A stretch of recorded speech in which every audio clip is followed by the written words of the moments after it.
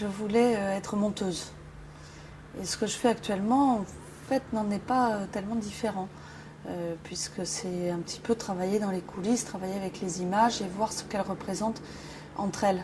Les images à côté des autres donnent sens et donc ça peut faire une belle documentation. Je fais tout à l'envers. Je trouve un travail et ensuite je consolide par des études qui me manqueraient. Donc quand on peut faire des études avant, ça peut être une économie de temps aussi. Mais quand on reprend les études après, c'est intéressant parce qu'on sait exactement ce qui nous manque.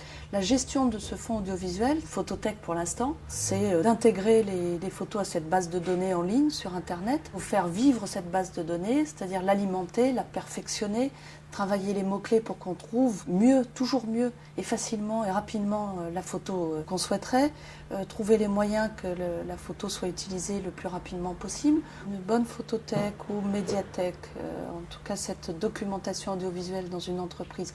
Ici à l'IRD, puisqu'on parle concrètement de cet exemple-là, ça représente véritablement une valeur ajoutée parce que ces photos sont confiées par les chercheurs.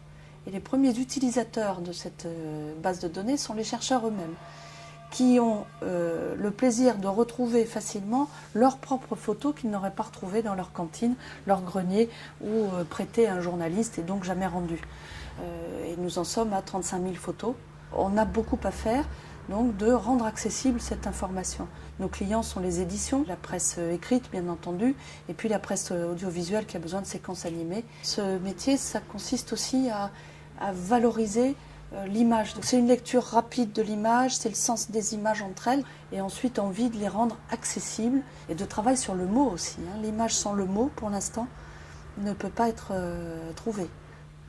Une autre qualité requise pour faire ce métier, c'est souplesse et d'être à l'affût des nouvelles technologies et des progressions. Donc il faut toujours veiller à évoluer. La séparation entre images fixes et images animées ne doit presque plus exister. Donc on gère plusieurs supports.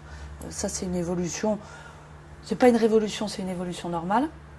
Donc tout naturellement, dans les apports de photos que j'ai quotidiennement ou de façon hebdomadaire, bien entendu, on va m'apporter toujours les belles photos de geyser en Amérique latine. Mais cette fois-ci, une petite nouveauté, c'est que le geyser se met à bouger parce que le chercheur s'est muni d'un appareil photo qui prend des petites séquences vidéo. L'évolution du métier, puisque j'ai eu la chance de le voir évoluer, en partant de l'argentique, avec des films aussi, c'était du 35 mm, puis j'ai vu la vidéo. J'entendais quotidiennement, au moment où on me donnait plutôt un CD photo que un classeur de diapositives, on va pouvoir se passer de ces documentalistes audiovisuels ou photothécaires ou ce métier un peu bizarre, puisque moi je prends mes photos moi-même, je les mets dans mon ordinateur, je trouve des petits logiciels gratuits pour même pas les classer, mais les visionner, jusqu'au jour où on a un produit à publier, que ce soit un livre, que ce soit un film, que ce soit un montage quel qu'il soit. Tout à coup, on se rend compte que toutes les photos sont en vrac quelque part,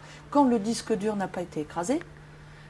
Donc on se rend compte qu'on a besoin de quelqu'un qui aimerait bien classer et qui s'y connaîtrait en images.